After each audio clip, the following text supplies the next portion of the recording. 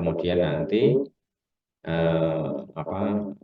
dihitung dengan menggunakan nilai HFE. Jadi HFE-nya ini, transistor ini dikalikan dengan HFE-nya. Itu adalah R input base. R input base. Kalau RB ini RB, kalau R input base itu nanti seolah-olah itu kita melihat transistor, transistor dari luar ini. Nah, ini berapa nilai impedance atau resistan inputnya. Kalau di sini kita melihat hanya komponen resistif saja, maka di sini berapa nilai R in-nya, resistan input basisnya. Ini yang membedakan. Kemudian di mana fungsi daripada R in base ini nanti akan Anda lihat pada implementasi di proses biasing yang berikutnya.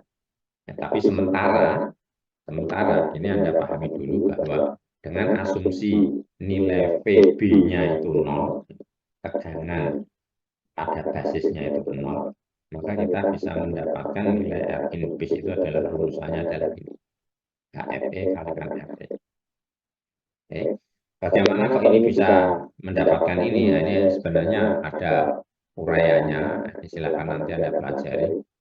Jadi, ya, ini merupakan uraian kenapa R in base sama dengan HFE kali RE. Dapatnya dari sini. Oke, kemudian sebelum melanjutkan memang di sini diberi contoh, di contoh-contoh rangkaian yang tadi itu kalau misalkan terjadi gangguan, itu kira-kira apa yang akan Anda peroleh dalam pengamatan parameter-parameter terukur. Contohnya ini yang normal, ya, ini yang normal tadi. Normal itu artinya bahwa di sini semua komponennya itu berjalan dengan baik, ya, maka nilai-nilai yang terukur, yang bisa Anda ukur itu adalah seperti yang ditunjukkan ini. Kemudian dicoba kalau misalkan resistan kolektor itu terbakar atau mungkin rusaknya itu sehingga ini antara terminal supply dengan kolektornya itu tidak terhubung, jadi terbuka. Maka apa yang terjadi dari kejadian seperti ini? Maka di sini Anda bisa melihat nilai-nilai yang akan terukur terutama pada kaki-kaki transistornya itu seperti apa. Dan ini dijelaskan secara detail pada bagian penjelasan di sini. Ya.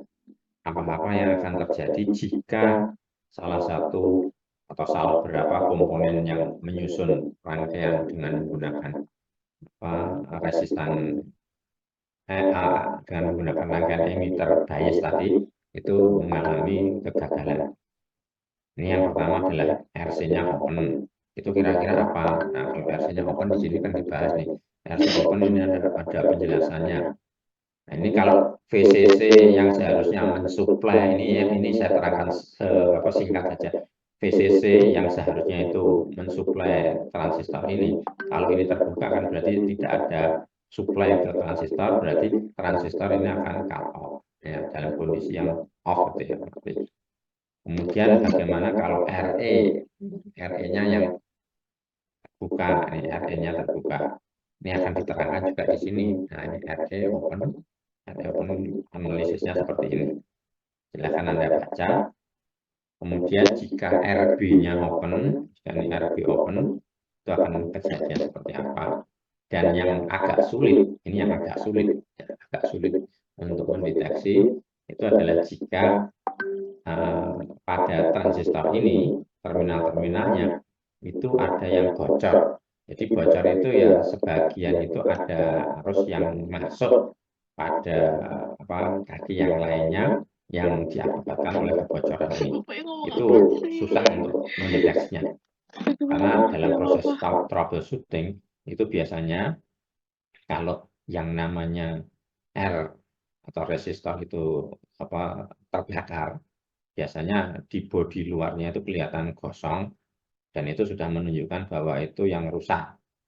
Atau dengan kata lain bahwa R-nya itu di sini misalkan ini RC, kolektor itu dalam posisi open ya, tidak nyambung kalau terbakar itu. Sama juga dengan itu ini kelihatan. Tapi kalau sekarang komponen aktifnya itu yang mengalami gangguan seperti yang ada di sini, ini bocor gitu. Nah, itu agak repot ya, agak repot untuk mendeteksinya. Tapi juga bisa sih, artinya bahwa di sini kalau komponen pasifnya itu semua masih utuh, tidak ada bodi yang gosong, mungkin Anda langsung mencurigai komponen aktifnya dulu. Di sini diterangkan juga, jadi bagaimana jika leaky itu bocor, jadi transistornya itu bocor. Ya. Jadi kalau ada sebagian ya partially shorted, jadi ada sebagian dalam hubungan antara semikonduktor PNP yang ada antara NPN, sambungannya itu ada yang terhubung singkat. Ini yang dinamakan dengan bocor sebagian. Nah, itu kemudian apa yang terjadi? Nah, ini kalau Anda bisa mendeteksi transistornya itu bocor, rusak, itu artinya ya itu yang harus diganti, proses penggantian. Oke, secara ringkas ini kemarin summary daripada emitter bias sudah kita singgung ya. Jadi artinya bahwa ciri khas utamanya itu ada dua power supply, ya, ada power supply, dan ini pada umumnya juga digunakan untuk penguat linear. Jadi ini penguat linear ya ini. Nah, ini penguat linear yang mana yang diperkuat itu adalah sinyal input. Nanti kita ambilkan dari sisi ini kolektornya, ini outputnya. Tuh. Oke, ini sekedar mengingatkan apa yang sudah kita bahas minggu lalu, yaitu emitter bias. Hari ini saya akan melanjutkan tentang voltage divider bias. Voltage divider bias. Jadi pemberian prasikap atau biasing pada rangkaian transistor dengan metode pembagi tegangan. Jadi yang menjadi sumber pembaginya tadi itu terutama pada rangkaian basisnya. Voltage dividernya itu dibentuk dari adanya nilai R1 dan R2 ini. Jadi ini merupakan pembagi tegangan. Ya, pembagi tegangan. Kembali tadi saya ingatkan ya, nanti ujung-ujungnya pada voltage divider bias ini, kita akan mencari ICI dan VCEI. Jadi itu yang akan kita cari. Bagaimana kita bisa mendapatkan, nah ini yang ujung-ujungnya kita harus mencari ini. VCEG, jadi nanti ini salah satu titik pada garis beban DC, ya ingat ya kemarin tuh ya. Kemudian nanti satunya lagi ada ICQ-nya. ICQ-nya itu berapa ya?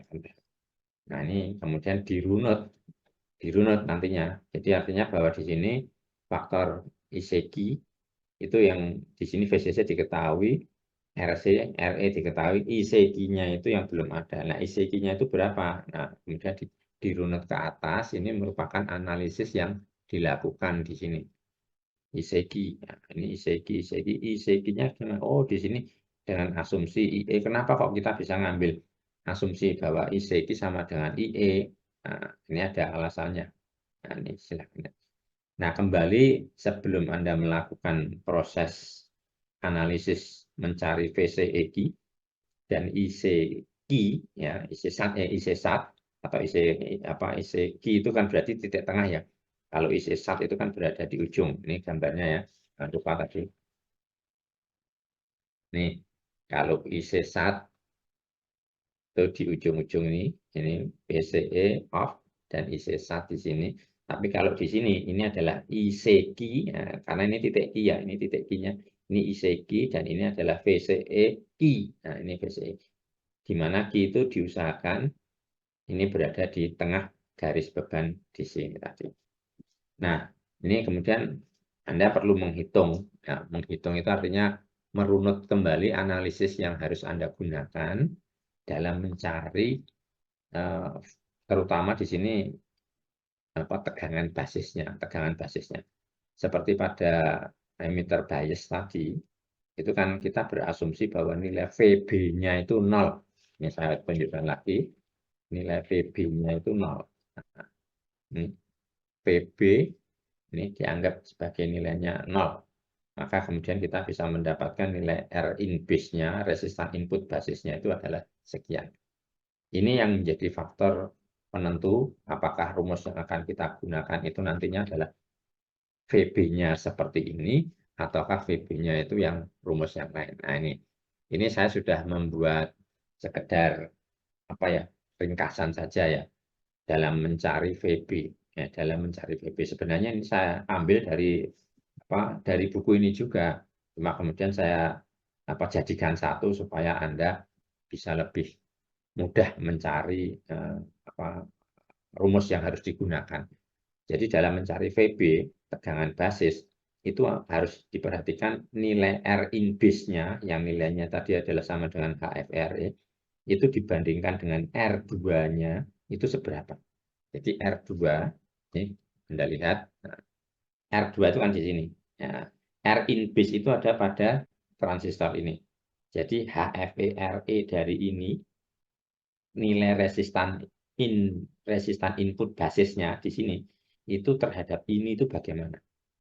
Kalau misalkan nilainya itu 10 kali, ya minimal sama dengan 10 kali, HFRE-nya itu minimal 10 kali dari R2-nya, maka Anda menggunakan VB sama dengan rumus mendasar ini ya, VCC dikalikan dengan R2 dibagi R1 plus R2. Ini VB, jadi tegangan yang ada pada titik ini. Titik ini, VB. Jadi kembali di sini, kalau nilai R in base-nya itu nilainya 10 kali dari nilai R2 minimal ya, nih ya.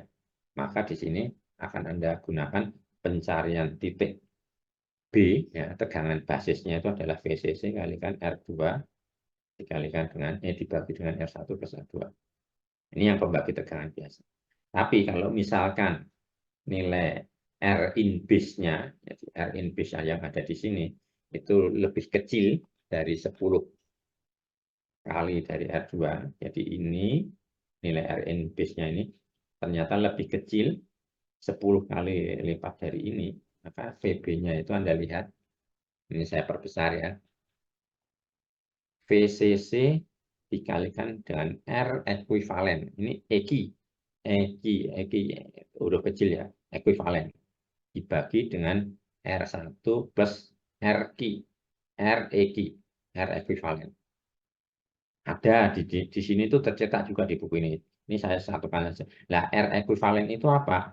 R ekuivalen itu adalah R2 paralel dengan R in base tadi. R in base yaitu paralel dengan HFERE.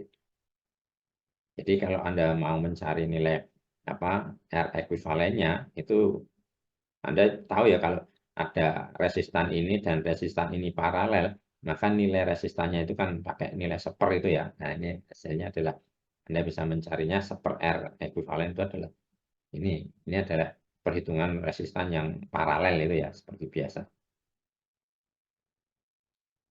Coba kita lihat bagaimana urut-urutan perumusan yang ada di dalam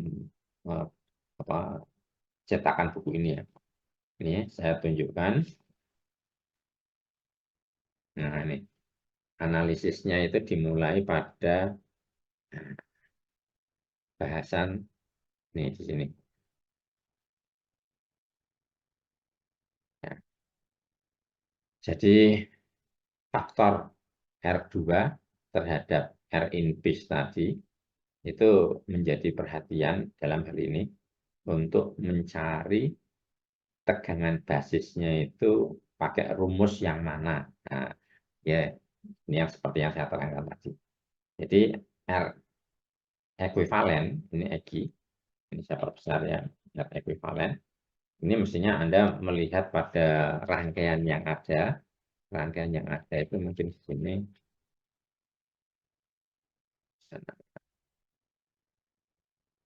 Merupakan hasil perhitungan dari R2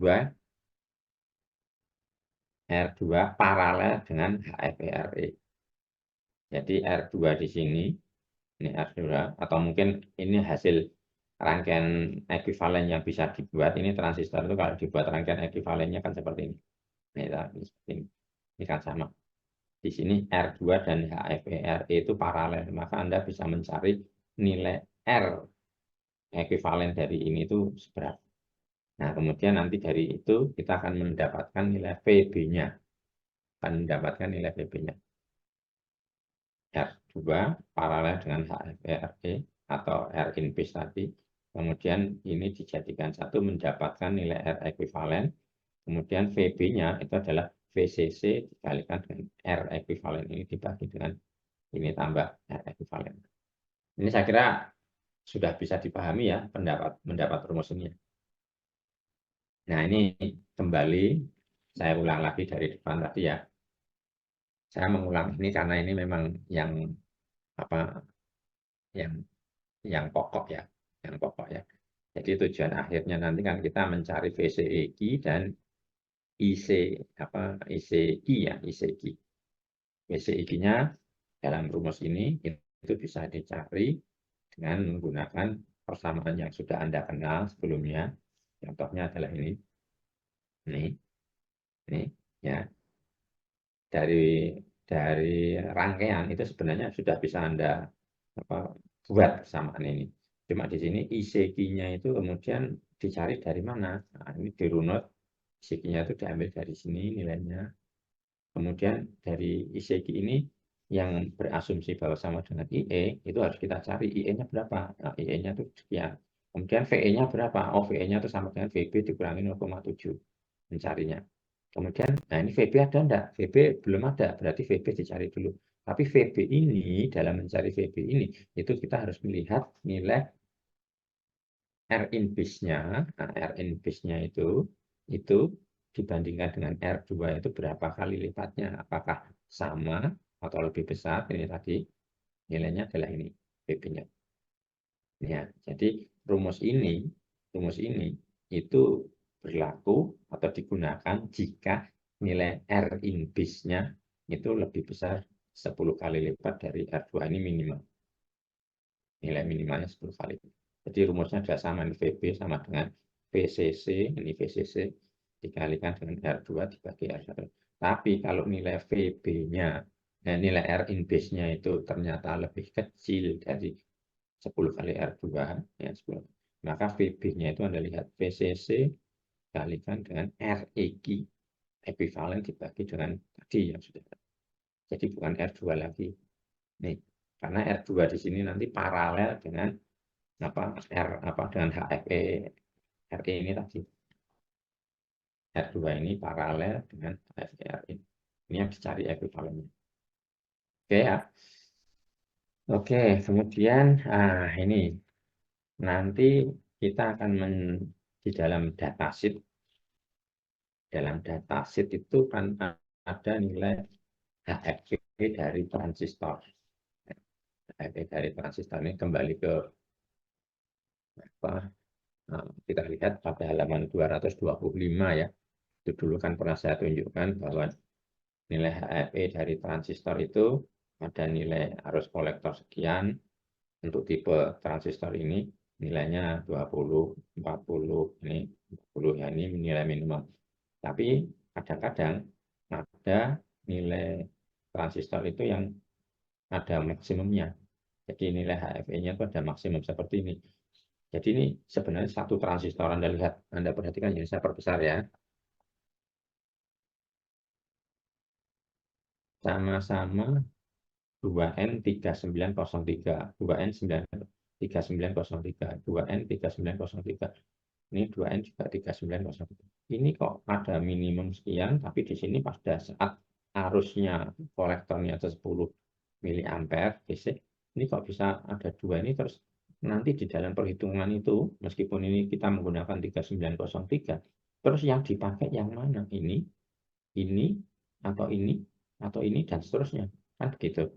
Nah, oleh karena itu, untuk menentukan HFE mana yang kita pakai, itu memang pertama yang perlu kita lihat, kalau pada saat ini ternyata misalkan saja ya, pada saat ISEGI ya, pada saat ISEGI di sini nanti kita mencari ISEGI-nya itu berapa, nanti pendekatan di situ nilai HFE-nya itu terukur minimal berapa sampai maksimal berapa. Nah, ini ternyata untuk mencari rata dalam perhitungan itu seperti mungkin sudah pernah saya sebutkan, itu gampang aja. Itu ternyata untuk perhitungan di sini itu tidak betul. Jadi mungkin minggu lalu saya menyebutkan kalau Anda punya nilai minimum HFE sekian, nilai maksimum HFE sekian, kemudian cari ratanya, ini tambah ini bagi 2. Ternyata itu tidak dipakai untuk mencari nilai HFE dalam perhitungan ini. Jadi untuk mencari nilai HFE di dalam perhitungan seperti ini, itu kita menggunakan apa yang dinamakan dengan rata geometris. Rata geometris. Istilah rata geometris. Bentar, tarikan dulu.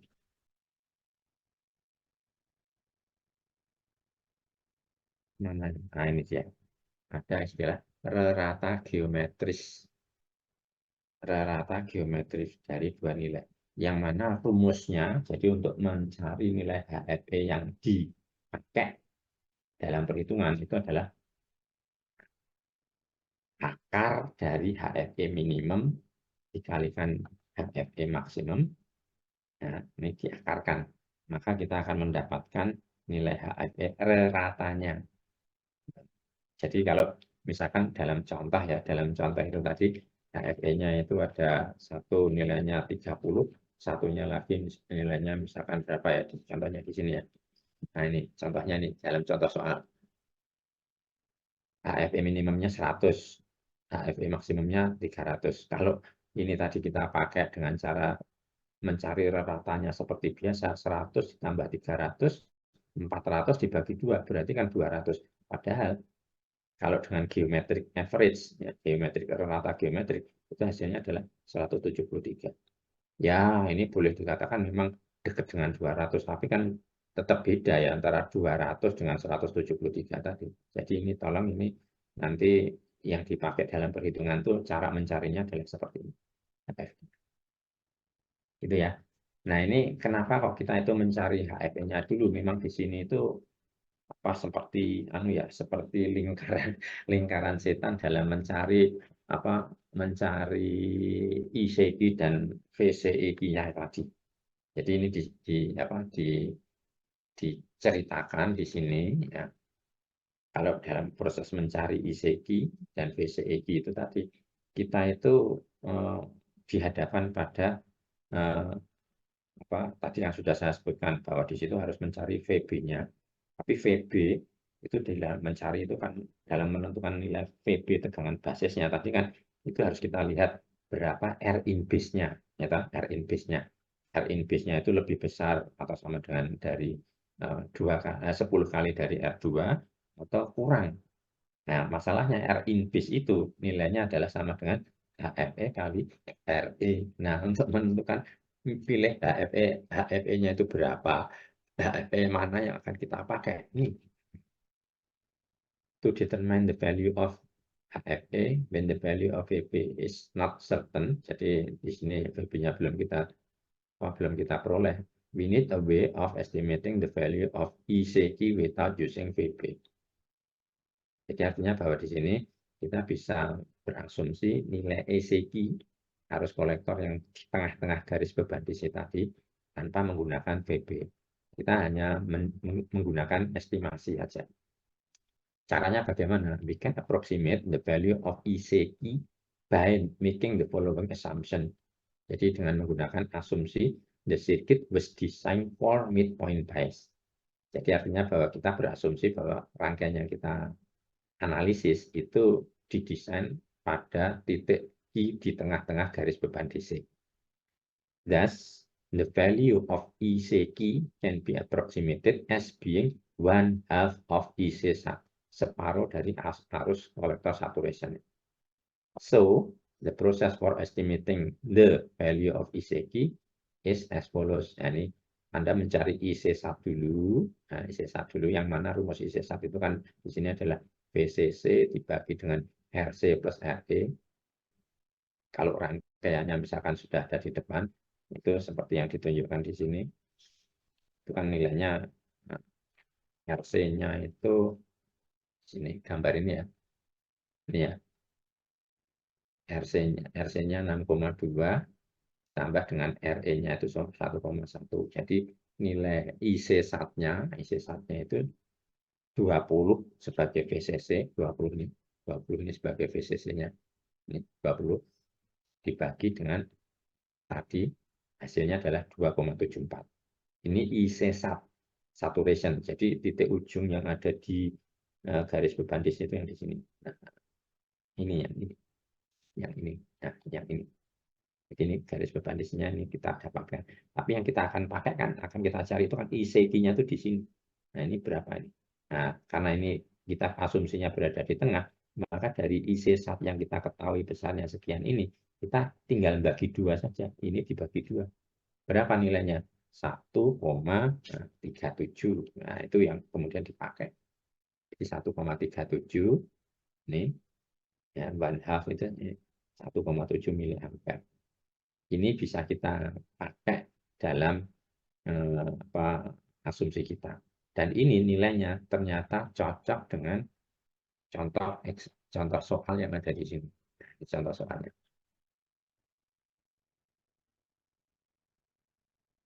Contoh soal yang ada di sini itu tunjukkan ICQ-nya. Oh, ICQ. Nah, oke. Jadi dari rangkaian yang tadi, sama tahu ini rangkaiannya tadi, ini ternyata ICQ-nya juga 1,37. Jadi ini ada 2 cara, Anda itu menggunakan asumsi lebih dahulu atau menggunakan teknik-teknik perhitungan yang langkah-langkahnya itu sudah saya tunjukkan tadi. Harus mencari dari nilai R in base-nya itu terhadap R2 itu berapa kalinya sama atau kurang atau lebih besar dari 10 kali. Kemudian Anda runut, ternyata akhirnya bisa mencari nilai ECQ-nya sekian, ya, nilai VCEQ-nya sekian. Nah, itu berarti posisi titik tengah, ya, midpoint. Oke, kemudian yang berikutnya ini ya, ini bagi Anda nanti untuk membuka wawasan Anda tentang kemungkinan-kemungkinan yang terjadi pada saat troubleshooting. Nah, ini Anda bisa belajar di sini. Misalkan R1 terhubung buka rusak, kemudian R2 ini terhubung buka dan semua. Apa yang terjadi kalau ini terbuka, bentuk sinyalnya seperti apa, itu bisa Anda lihat. Jadi ringkasannya itu adalah gambar yang ada di sini. Nah, voltage divided bias fault system. Jadi kalau misalkan ini terbuka, maka terukur di sini itu harusnya seperti ini. 0 VCC, kemudian ini juga 0. 0 itu berarti nanti tidak ada sinyal ya. Kalau R2 terbuka, apa yang terjadi? Nah, dan seterusnya. Nah, perlu Anda beri tanda di sini untuk voltage divider bias ini merupakan rangkaian yang paling banyak digunakan. Jadi dikatakan bahwa di sini most commonly used of biasing circuit. Ya, most commonly used ya. Jadi banyak rangkaian yang menggunakan mode voltage divider ini. Kenapa? Ya karena ini dibandingkan dengan base bias maupun emitter bias dari pembahasan kita sebelumnya, ini memiliki kelebihan. Jadi di sini itu HFE-nya itu tidak sudah bisa diatasi dengan rangkaian pembagi tegangan sehingga perubahan suhu itu tidak akan membuat nilai HFE-nya itu berubah dengan drastis, masih bisa ditolerir. Kemudian dibandingkan dengan emitter bias, ini kita cukup menggunakan satu suplai, ya, hanya VCC saja. Kalau emitter bias kan kita menggunakannya 2 suplai. Itu kelebihan daripada voltage divider bias. Sehingga implementasi di lapangan voltage divider bias ini banyak yang digunakan sebagai penguat linear. Jadi gambar ini, rangkaian ini itu nanti banyak dipakai di dalam rangkaian penguat. Ini sinyal yang akan diperkuat. Ini adalah suplai untuk mengaktifkan transistor tadi. Outputnya itu diambil dari sisi kolektor. Selalu gambarnya seperti ini. Nanti masih ada tambahan-tambahan lagi yang lainnya. Misalkan saja di RE ini ada tambahan kapasitor. Apa fungsi kapasitor di sini? Jadi jangan lupa bahwa ini dinamakan dengan kapasitor coupling ya. Ini coupling. Coupling itu karena menghubungkan input dengan rangkaian ini, dan ini kapasitor coupling menghubungkan antara input antara sumber ini dengan outputnya. Kalau inputnya itu berupa mikrofon, ya ini mikrofon, maka nanti yang kalau mikrofon itu kan gambar sinyal yang bisa, ini hanya sekedar mengingatkan kembali. Jadi kalau selama sinyal enggak saja sinus ini luasan di sini dan luasan di sini sama, ya. Luasan ini sama besar. Ini tidak ada DC komponennya itu tidak ada. Tapi kalau misalkan seperti ini, cuma di sini itu ini lebih kecil, seperti ini lebih gede daripada ini, maka di sini akan muncul komponen DC. Ya, komponen DC-nya ada di sini. Nah, ini ada sinyal DC-nya. Jadi gambar yang sama, tetapi di sini bagian polaritas positif lebih kecil, bagian polaritas yang negatif itu lebih luas, lebih banyak. Maka ini akan mengandung komponen DC. Nah, ini komponen DC-nya. Ini DC searah. Kemudian kalau sebaliknya, kalau misalkan ini lebih besar di sini dan ini lebih kecil, ini sebenarnya sinusnya sama ya, cuma saya tidak bisa menggambarkan dengan baik. Ini lebih besar daripada ini, maka nanti akan nilai DC-nya itu ada, nah, misalkan di sini, sekian ini DC. Nah, mikrofon, yang namanya mikrofon di sini tadi, mikrofon itu kan hasil suara saya, misalkan itu kan bisa seperti ini. Ini kalau diurai itu kan menjadi komponen sinusnya kan banyak, frekuensi yang terkandung di sini juga banyak, sehingga dimungkinkan mesti terjadi ada sinyal DC-nya. Sinyal DC ini jangan sampai ikut masuk diperkuat di sini. Jadi yang kita butuhkan tuh hanya ini sinyal sinus dengan berbagai macam amplitudo dan frekuensi tadi yang akan diulang. Nah, ini yang fungsinya adalah itu ngeblok sinyal DC. Ini ngeblok sinyal DC. Jadi nanti benar-benar yang dilewatkan itu hanya sinyal AC-nya saja, sinyal DC-nya itu diblok. Itu fungsi daripada kapasitor coupling. Ya, itu tambahan saja ya. Nanti Anda bisa mempelajari yang berikutnya. Ada komentar mengenai voltage divider bias ini? Ya, ini saya share lagi ya, apa namanya, QR code-nya. Silakan sambil menunggu ini. Kalau ada pertanyaan, bagi Anda yang belum presensi, silakan Anda presensi sekarang. Mari.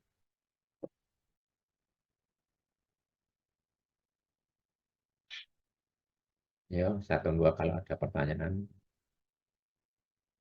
Ini saya cuma sebentar ya, artinya QR code-nya ini akan saya tutup lagi kalau Anda tidak sempat sekarang ya, nanti terakhir. Mari silakan presensi sambil menunggu kalau ada pertanyaan. Ada yang kesulitan enggak? Tidak ada. Pak, saya juga nggak bisa Benar, Pak. pesen, Pak. Pak, Ya, saya juga nggak artinya bisa. tidak bisa. Saya ulang ya, ini ya. Muat ulang ya.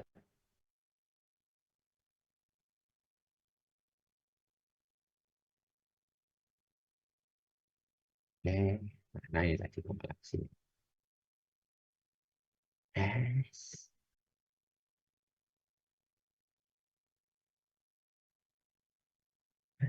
Gimana nih?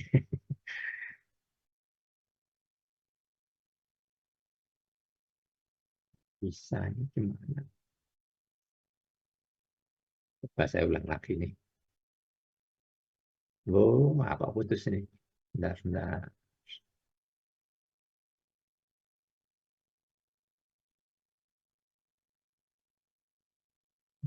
Nah, saya ulang lagi dulu ya.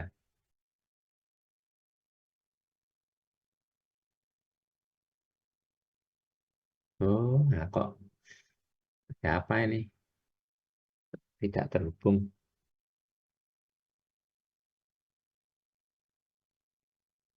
Oh, ini internetnya terputus nih mungkin ya.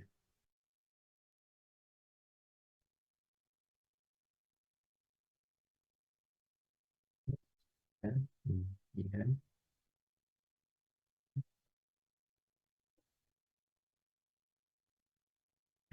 Tidak mau.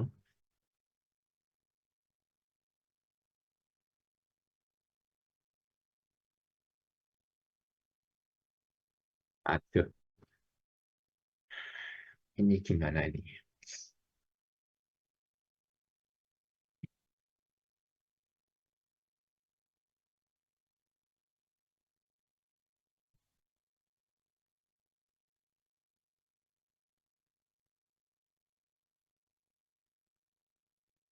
Aduh,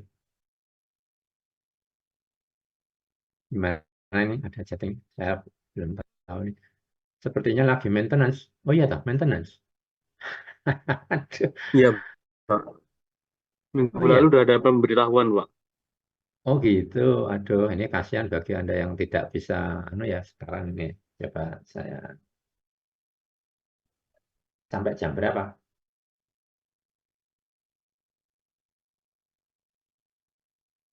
Ini maintenance-nya sampai jam Sampai jam berapa ya? 3 sore, Pak.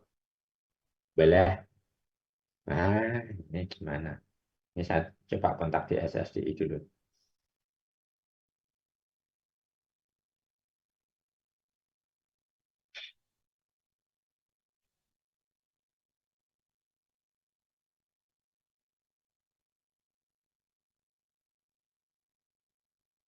Benar ya, ini masih. Selamat pagi, Jeff. Halo, saya ini Pak. Waalaikumsalam. Jeff, ini posisi di mana? Di rumah atau di kantor? Aku Pak ini lagi lagi Maintenance? bersama tim ini karena ada maintenance Pak. Jadi Waduh. Iya, ini kan saya sedang sedang kuliah daring dan ini tadi apa pas awal-awal apa kuliah mulai jam 9 tadi itu anu bisa presensi QR code-nya ya, tapi sekarang ini anak-anak yang baru gabung setelah itu ini belum sempat presensi. Gimana ya, Jeff ya? iya, maaf Pak ini karena kabelnya itu diputus Pak karena ada Waduh. yang BR. Oh, gitu. BR itu semua kabel di jalan Kaliurang itu diturunkan ke tanah Pak ini lagi dibelokkan lewat lewat Sarjito dan Iya, ya. sekolah vokasi Pak ini agak lama karena core-nya banyak Pak ini mohon maaf Pak. Oh, gitu. Ya berarti ini saya cari cara lain aja ya kalau misalkan anu ya. Iya. Oke. Atau ini atau bagaimana? Mohon maaf ya Pak. Oke, ya, oke, makasih, Jeff. Ya, terima kasih Pak. Sehat-sehat Pak. Assalamualaikum. Ya, Assalamualaikum Pak. salam. Bentar ya, ini saya ngontak bagian akademik dulu sekarang. Atau mungkin ketua kelasnya ada enggak? Ketua kelasnya. Halo, ketua kelasnya ada enggak? Ada, Pak. Ya, tolong di apa bisa di catat enggak nih yang hadir sekarang itu. Boleh, Pak. Mungkin yang belum Sebentar, ini absen saya kontak boleh dengan chat Mas Tri. di Oke, meeting Mas chat Tri, aja, Pak. Mas Tri, ini ternyata apa presensinya itu kan apa ada gangguan ya karena kan sedang ada maintenance dari DSSDI ya. Ini saya tadi kan barusan nelpon sama Mas Jeff itu. Terus ya dibilang kalau tidak bisa selesai dalam waktu dekat, artinya sampai lama itu ada maintenance-nya ini. Nah, terus ini ada tadi bagian awal itu sebagian sudah bisa presensi, terus bagian lagi baru gabung agak agak terlambat gitu. Nah, ini belum sempat presensi, enaknya gimana ya caranya ya? Nanti tak manualkan aja Pak Wahyu. Iya, Nah, besok besok pagi tak manualkan aja Pak Wahyu. lihat ini tahu Selain yang bisa presensi. tahunya gimana? Tahunya Mas Tri kalau ini yang ikut itu yang tidak itu gimana? Ya, kalau misalnya apa ini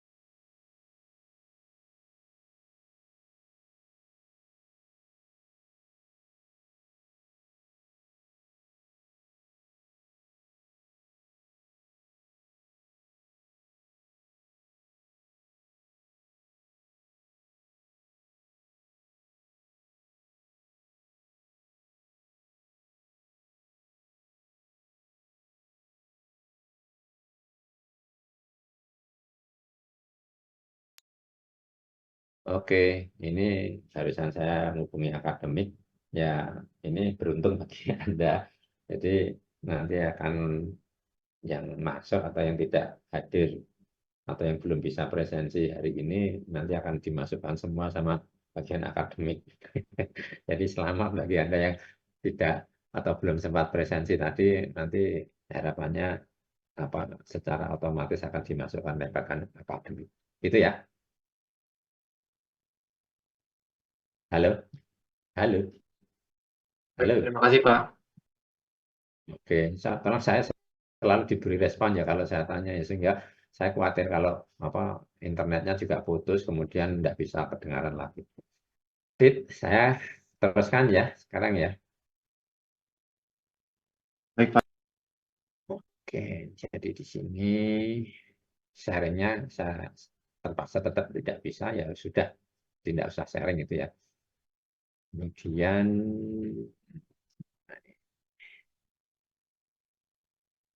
kita lanjutkan. Nah, rangkaian berikutnya itu adalah terkait dengan proses biasing, itu yang dinamakan dengan feedback bias. Feedback bias ini ada dua macam, yaitu kolektor feedback bias dan emitter feedback bias. Jadi kedua metode biasing dengan feedback ini itu analisisnya itu ya seperti yang sudah Anda jalani, seperti yang tadi saya sampaikan. Cuma di sini mungkin Anda perlu melihat kembali rangkaian yang digunakan pada proses biasing baik kolektor feedback maupun emitter feedback. Nah, ini rangkaiannya kita ambilkan dari summary-nya kolektor feedback. Ini. Jadi dari kolektor ini nanti terhubung ke basisnya. Ini basisnya. Kalau emitter berarti dari emitter ini ada. Nah, ini kalau Anda bandingkan dengan rangkaian yang ada di base bias itu kan mirip, ya, mirip. Cuma Anda perlu meletakkan titik feedbacknya itu ada di mana. Ini ya, ini base bias yang dulu kita bicarakan. Kemudian ini saya luntung-luntung biar Anda itu tahu bedanya ya. Nih, ini emitter feedback bias, ini RB-nya, ini titik ngambilnya di sini. Bedakan di sini kalau emitter feedback itu ada RE-nya, RE-nya. Di sini tidak ada. Nih, ya. Kemudian terhadap kolektor feedback bias, saya bandingkan dengan emitter bias. Emitter terhadap feedback bias ya. Feedback biasnya ini titik pengambilannya itu ada di sini. Ini bedanya. Ini ya. Jadi ini titik pengambilannya kalau kolektor bias itu ada di sini. Ini di sini. Nah, jadi lain ya. Ini kolektor feedback. Kalau ini base bias. Atau kalau ini emitter bias itu ada RE-nya di sini. Ada RE-nya. Ini yang perlu Anda perhatikan untuk diketahui. Oh ini berarti kolektor. Oh ini berarti emitter feedback bias. Ya.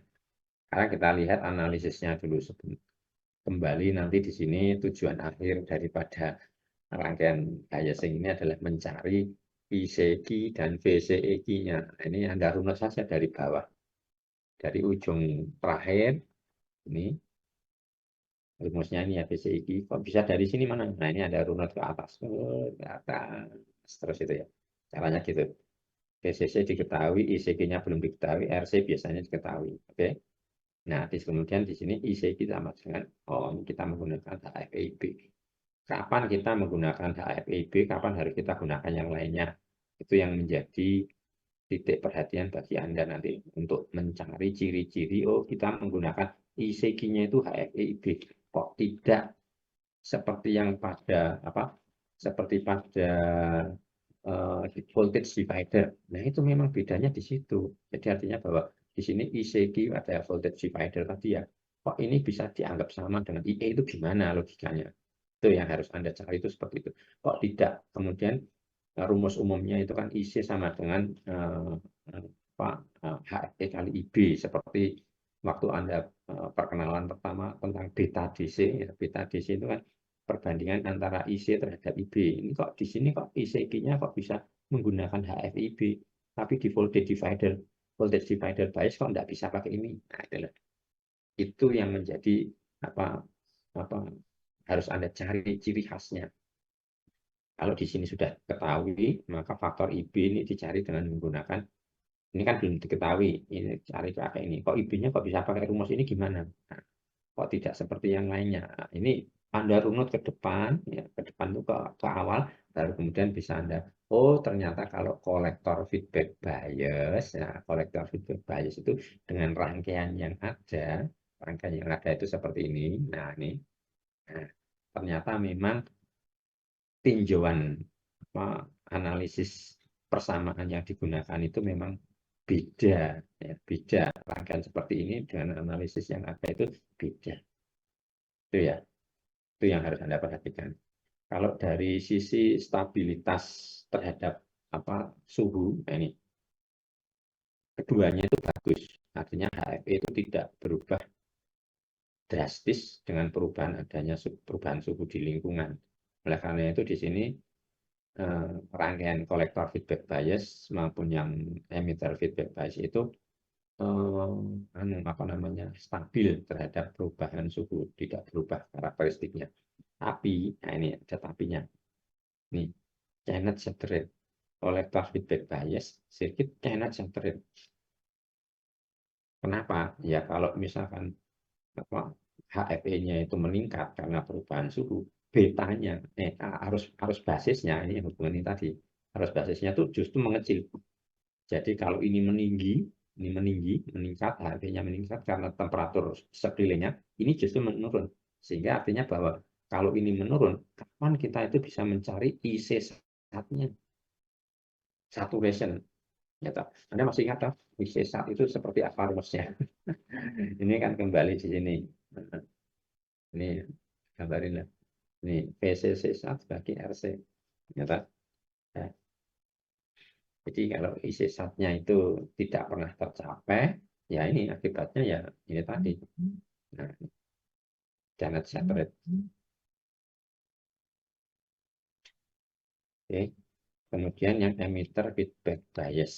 Emitter feedback bias. Ini analisisnya sama. Rangkaiannya itu bahwa di sini ada tambahan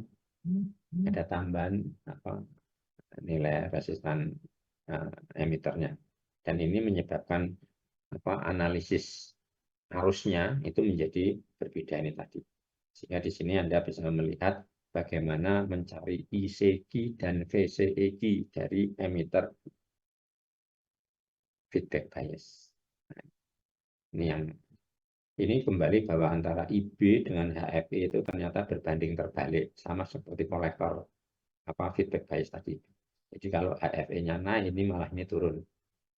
Ya, ini jadi di sini ada IC saatnya tidak pernah saturation,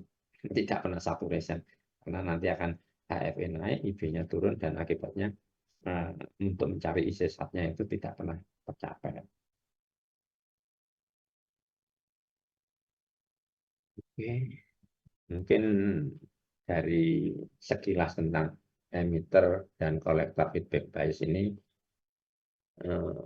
sudah bisa memberi gambaran tentang proses pemberian biasing pada keseluruhan transistor, ya. Ada empat.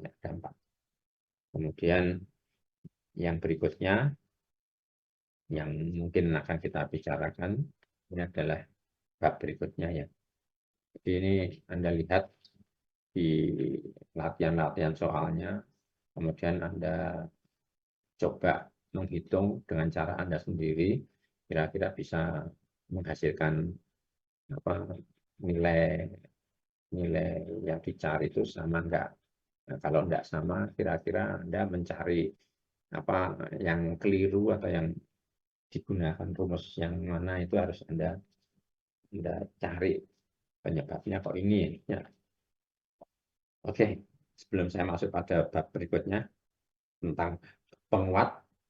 Nah, ini penguat yang ada di sini itu sudah penguat yang lebih benar-benar penguat ini ya. Tadi kan belum rangkaian penguat yang sebenarnya masih sekedar menggunakan proses biasing untuk transistor. Ada enggak pertanyaan sampai sini?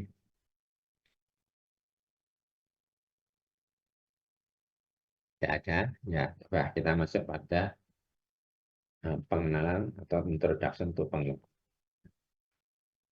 Jadi hampir semua piranti elektronik yang Anda jumpai sehari-hari di rumah tangga maupun yang Anda pakai, misalkan handphone, itu mesti ada yang dinamakan amplifier ini. Jadi seperti misalkan pada sistem audio sistem, kemudian juga pada video atau mungkin ada telekomunikasi, ini hampir semuanya itu mesti ada rangkaian penguatnya. Jadi rangkaian penguat yang dimaksud itu nanti yang perlu Anda ketahui lebih dahulu itu adalah seperti ini. Karakteristik dari sebuah penguat apa saja.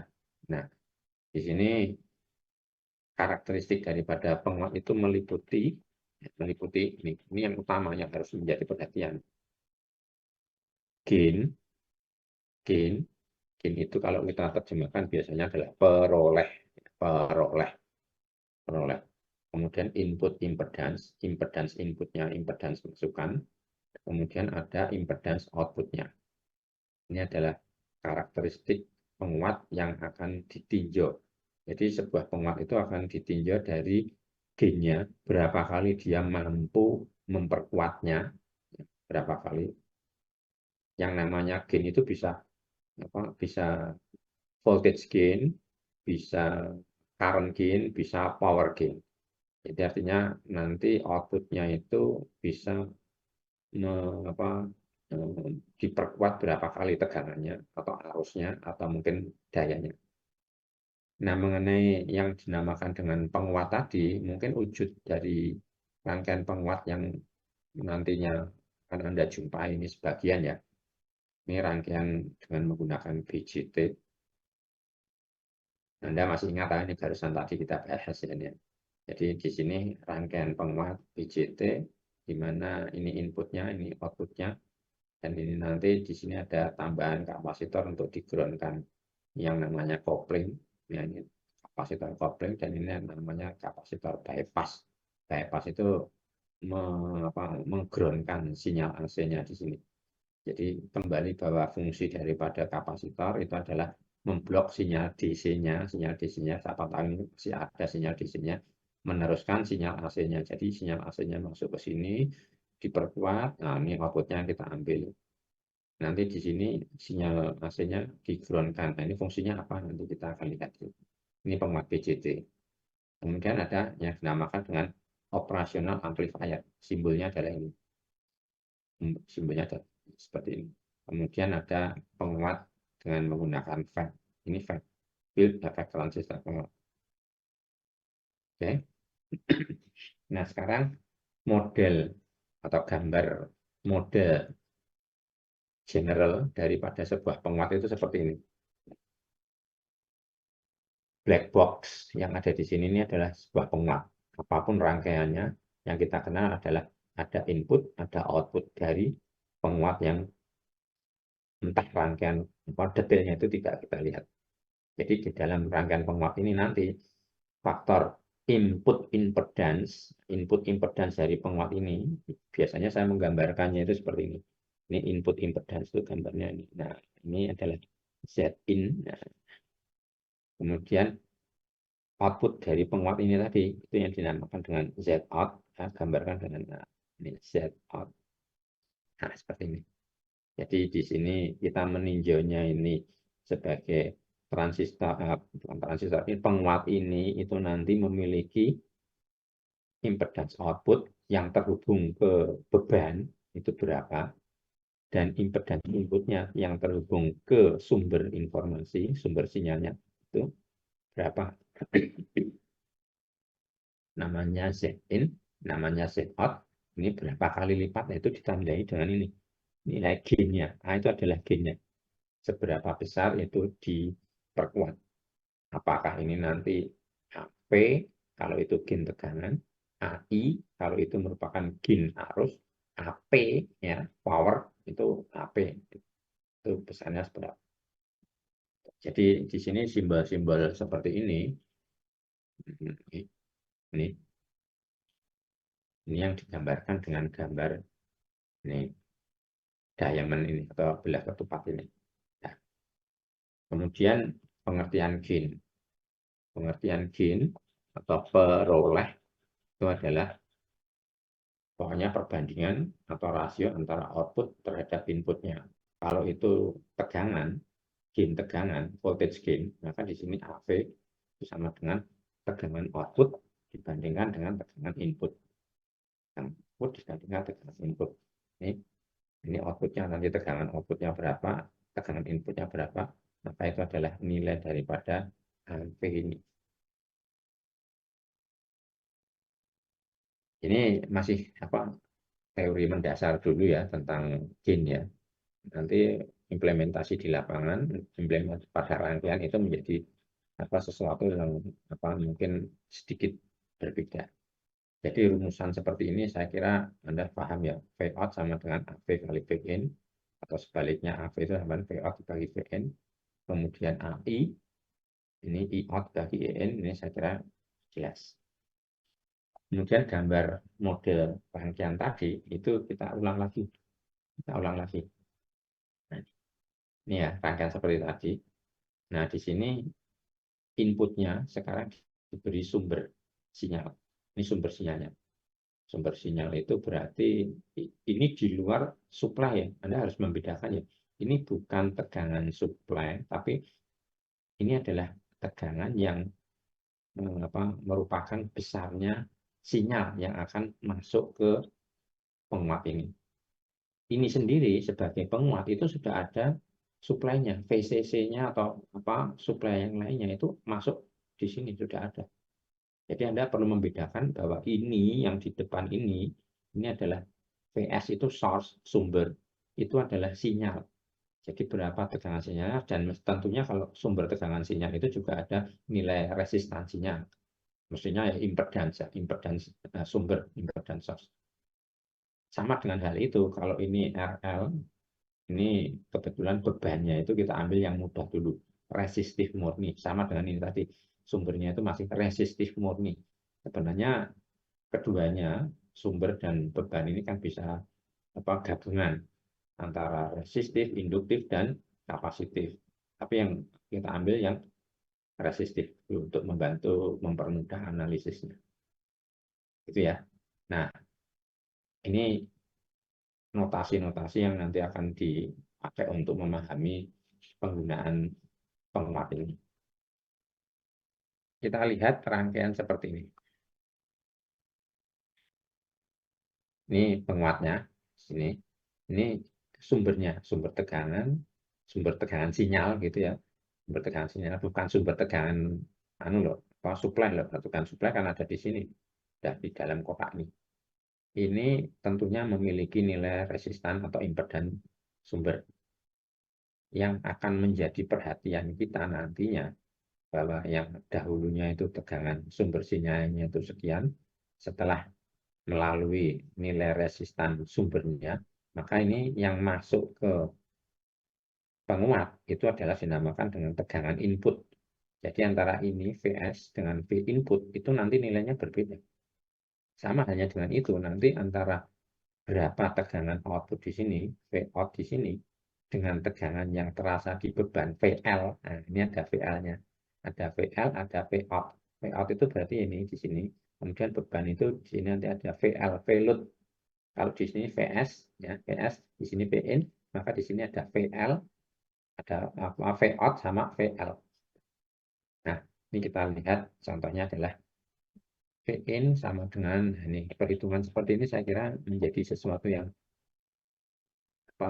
mudah dipahami ya. V in sama dengan VS dikalikan Z in dibagi dengan RS plus Z in. Ini diimplementasikan untuk gambar ini. Ya, gambar ini, PN-nya ini, nilai PN-nya ini itu adalah sama dengan VS. Ini VS-nya, tegangan sumber sinyalnya itu berapa, dikalikan dengan Zin-nya. Nilai Zin-nya di sini itu impedans input dari penguat ini berapa, dibagi dengan ini, ditambah dengan ini R, dibagi tambah dengan Z ini. Ini model seperti ini saya kira mudah dipahami untuk menghitung V.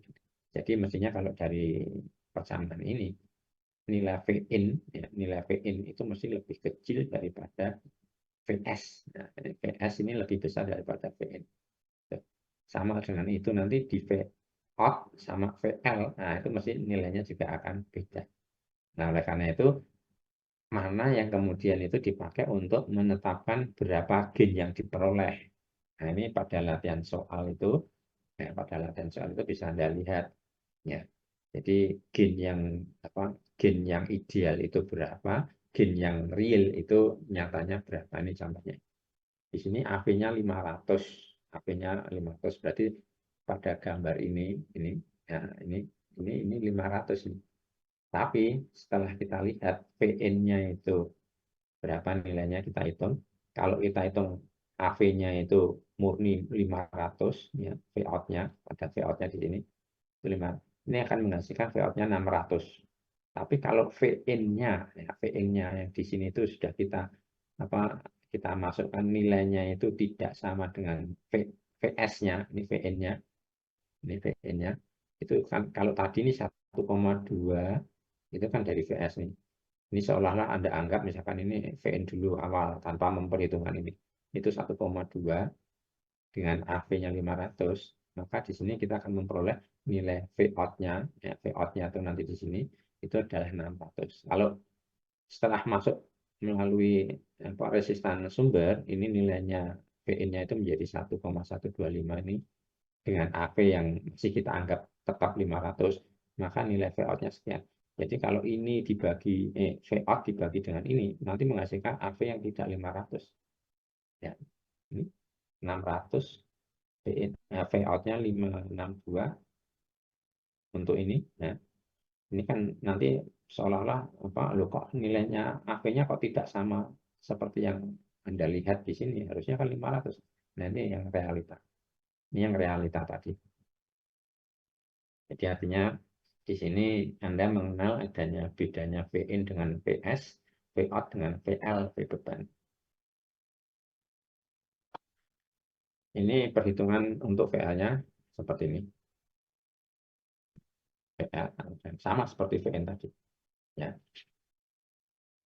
Nah, ini contoh-contoh perhitungan yang kemudian menunjukkan adanya nilai gain dari penguatnya itu ternyata yang teoritis, ya, atau mungkin yang dari datasheet dengan realita di lapangan itu menghasilkan nilai gain yang berbeda. Ini ditunjukkan di sini. Contohnya seperti yang dalam datasheet itu penguat model seperti ini, gain tegangannya itu 340. Tapi nanti berdasarkan realita dengan rangkaian seperti ini yang ada ini, maka ternyata gain yang diperoleh itu hanya 276. Angka 276 dibandingkan dengan 340 hanya lumayan jauh. Anda jangan terus kemudian, oh ini cara mengukurnya salah atau cara ngitungnya keliru. Enggak, ya memang seperti ini. Jadi antara yang dalam datasheet yang belum terhubung ke rangkaian dengan nanti setelah terhubung rangkaian yang mana memiliki nilai resistan yang berbeda-beda, impedans output, impedans sumbernya ini berbeda, ini akan menghasilkan nilai penguatan yang berbeda.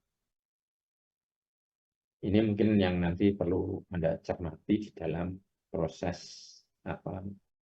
perhitungan tentang gain, ya, gain. Kemudian Anda mestinya ingin tahu dari blok diagram rangkaian penguat itu seperti ini. Ada penguat seperti ini, ada input sumber seperti ini, output dari penguatnya seperti ini. Maka yang nantinya akan banyak kita pakai, ya, nantinya akan kita menjadi perhatian utama di dalam rangkaian penguat ini adalah Zin, ya, Zin di sini, Z input daripada penguat ini, itu nilainya harus match, nilainya harus paling tidak hampir mendekati sama dengan nilai yang output atau sumber resistan yang ada di sini. Resistan sumbernya itu ada berapa?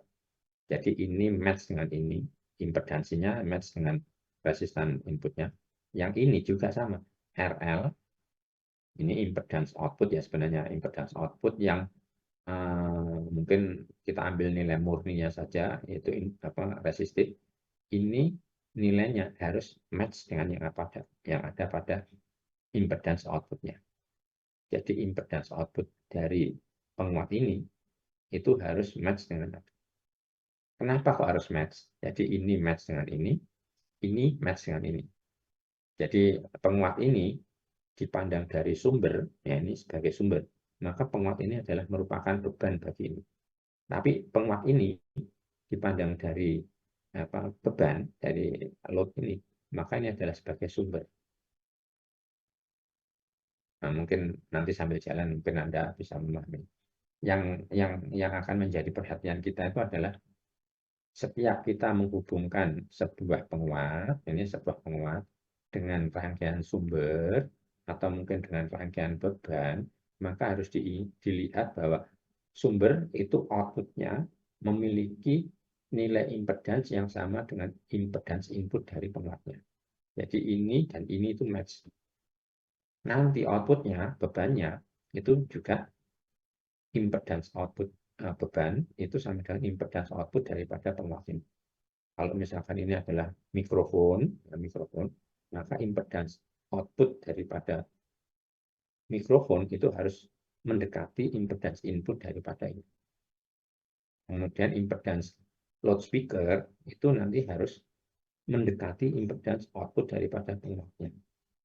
Supaya semua sinyal dari mikrofon tadi bisa diteruskan, bisa diperkuat oleh penguat ini dengan sebaik-baiknya ke bagian speaker tadi. Jadi tidak ada sinyal yang terdistorsi atau hilang karena dia membalik, karena tidak ada impedance matching-nya itu tidak terjadi. Itu yang akan terjadi. Jadi kalau ini tidak impedance matching, tidak match impedance-nya, maka ada sebagian dari sinyal yang masuk itu akan dibalikkan ke asalnya. Itu yang tidak baik. Penguat yang ideal, penguat tegangan yang ideal, ini yang selalu harus Anda ingat ya. Penguat tegangan yang ideal itu memiliki gain, memiliki peroleh nilai A-nya itu kalau bisa setinggi mungkin, tak berhingga tak terbatas. Kemudian yang kedua, memiliki impedans input yang tak terbatas, tetap berhingga, infinite input impedance, infinite gain. Gitu ya. Kemudian diharapkan impedans outputnya itu bisa 0. Ini cita-cita sebuah penguat tegangan. Kalau bisa itu seperti ini. Kita sudah bicara tentang sumber dan beban ya, sumber dan beban. Jadi contohnya kita ambil dalam gambar ini seperti ini. 20 ohm terhadap 100 kilo ohm, ini jauh nih. Jadi artinya bahwa ini tidak match. Kemudian 3 ohm dengan 1,2 kilo ohm, nah ini jauh juga. Jadi artinya supaya kita mendapatkan istilahnya sinyal inputnya ini bisa ditransfer seluruhnya ke beban, maka di situ harus impedans di sini match dengan di sini, impedans di sini match dengan impedans di sini. Itu nanti biasanya dijumpai pada blok diagram sistem komunikasi ya. Dalam blok diagram sistem komunikasi itu selalu. Nah, ini kalau sekarang mengenai angka-angka ini ya, ini 20, ini 100 kilo ohm. Maka boleh dikatakan bahwa 100 kilo ohm itu sudah sangat jauh dari 20 ohm. Nah, ini boleh dikatakan bahwa oh Zin-nya itu Zin, jadi impedans inputnya itu sudah ya boleh dikatakan infinite. Ini infinite. Jadi 20 terhadap 100 kilo ohm itu adalah infinite. Kemudian Zout terhadap beban resistan beban ini 3 ohm, ini misalkan 1,2 kilo. Ini impedans outputnya ini itu ya boleh dikatakan ini kecil, ini 3 ohm, ini 1,2 kilo, ini boleh dikatakan zero. Jadi artinya impedans input dan impedans output yang ada pada penguat ini itu sudah mendekati ideal, mendekati ideal.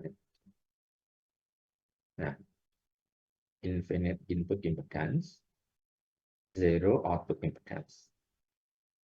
Zero output impedance, infinite input impedance. Oke, ini mungkin sebaiknya memang Anda membaca itu dengan sebaik-baiknya supaya tidak bingung ya. Jadi nanti bagian akhir-akhir itu disitulah perlunya impedance matching itu antara satu bagian dengan bagian yang lain itu harus dilakukan. Apalagi kalau itu bagian blok diagram sebuah sistem komunikasi itu harus selalu seperti itu. Sinyal dari satu blok itu bisa ditransfer ke blok yang berikutnya itu jika impedance-nya match. Itu yang nantinya itu akan dijumpai di lapangan. Ada komentar, pertanyaan sampai sini dulu? Ya, tidak ada. Ya. Nah, sekarang ini kita masuk tentang konfigurasi penguat BCT.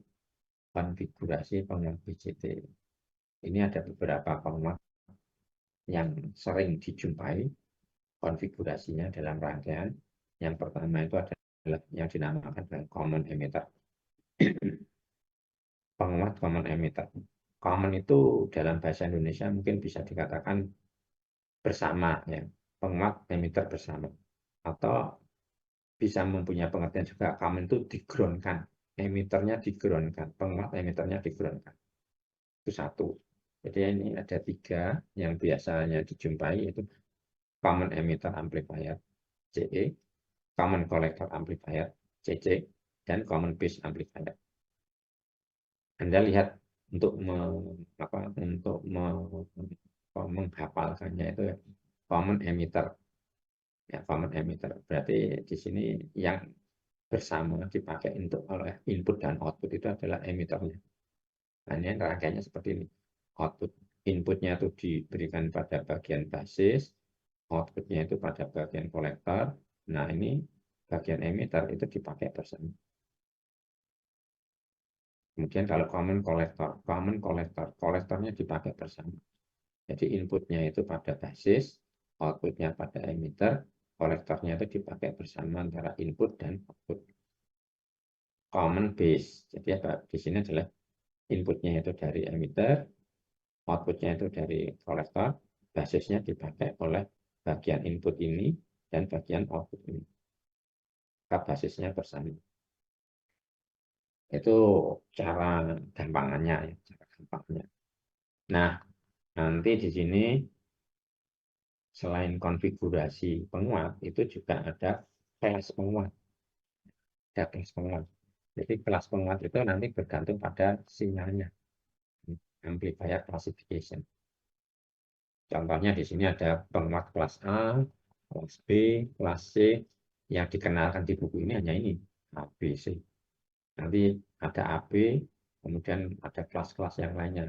Kelas S juga ada, tapi di buku ini tidak dibahas. Kelas A itu seperti apa? Yaitu penguat dengan menggunakan transistor tunggal yang mana akan menghantarkan selama siklus sinyal inputnya. Selama siklus inputnya, maka transistor yang tunggal tadi itu dia akan menghantarkan sepenuhnya. Maksudnya gimana? Nanti ya, kita lihat nanti. Kemudian penguat kelas B. adalah sebuah penguat dengan dua buah transistor. Ini merupakan salah satu ciri. Dua buah transistor yang masing-masing transistornya itu akan menghantarkan pada kira-kira setengah siklus dari sinyal inputnya masing-masing. Jadi kan ini ada dua sinyal, dua transistor, masing-masing transistornya itu bisa menghantarkan, bisa memperkuat setengah siklus dari sinyal inputnya. Karena ada dua transistor, maka outputnya nanti bisa utuh, karena masing-masing setengah siklus dari inputnya. Kelas C itu adalah sebuah penguat dengan satu transistor yang akan menghantarkan pada less than, jadi siklus inputnya itu kurang dari 180 derajat. 180 derajat. Nah, ini gambarannya nanti akan Anda lihat di sini, tapi itu nanti ya kita sampai ke materi ini ya. Jadi Anda perlu membedakan apa yang dimaksud dengan amplifier classification, dan yang satunya lagi adalah amplifier configuration. Konfigurasinya itu seperti ini, ada yang namanya common emitter, common collector, ada common bridge. Nah, kalau common collector, common emitter seperti ini tadi, ini Anda lihat nih ya. Pada klasifikasi amplifier, nah ini Anda jumpai pada kelas A. Ini kan kelas A. Ya. Ini kelas A itu penguat yang menggunakan konfigurasi common emitter. Menggunakan konfigurasi emitter. Nah, kalau disebut kelas A, definisinya adalah ini tadi. Sebuah penguat dengan sebuah transistor yang akan menghantarkan seluruh input sinyal, seluruh input sinyalnya, seluruh siklus input sinyalnya. Ada polaritas positif dan negatif. Itu yang akan dihantarkan semua. Ya, untuk sementara ini dulu yang bisa saya sampaikan. Sebelum mungkin kita akan membahas tentang konfigurasi penguat ini minggu depan aja lah ya. Jadi tidak hari ini. Terus yang perlu saya sampaikan di sini adalah mungkin dari ketua kelas kemarin sudah ada masukan bagi saya, karena hari ini kebetulan hari libur, jadi artinya Anda bisa kuliahnya itu dilaksanakan pada hari Selasa ini pagi jam 9. Nah, minggu depan itu kan tidak libur statusnya. Hingga terpaksa ya hari Senin dan siang itu jam 1 nanti kita ketemu kuliah.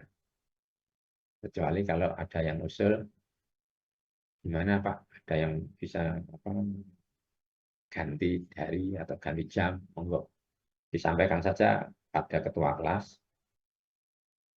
Ketua kelas ini apakah bisa ada perubahan jadwal hari dan jamnya.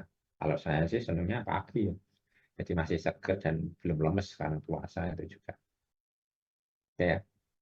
Silakan nanti Anda memberi masukan pada ketua kelasnya. Oke, ada komentar, pertanyaan sampai sini dulu.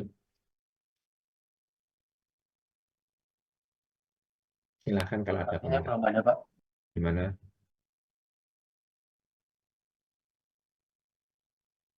Gimana?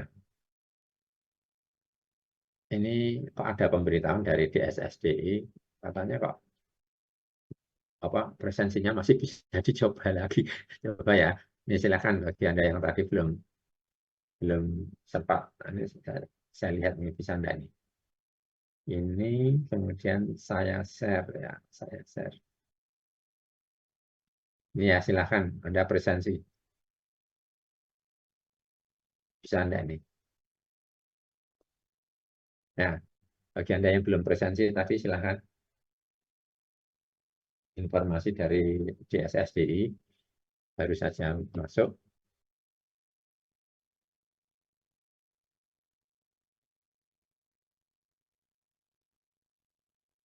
Bisa enggak? Bisa enggak? Maaf Pak, itu Pak Wahyu harus scan dulu Pak. Harus? Harus scan dulu biar kita bisa absen. Oh, harus mulai dari depan. Iya Pak. Ya, gitu.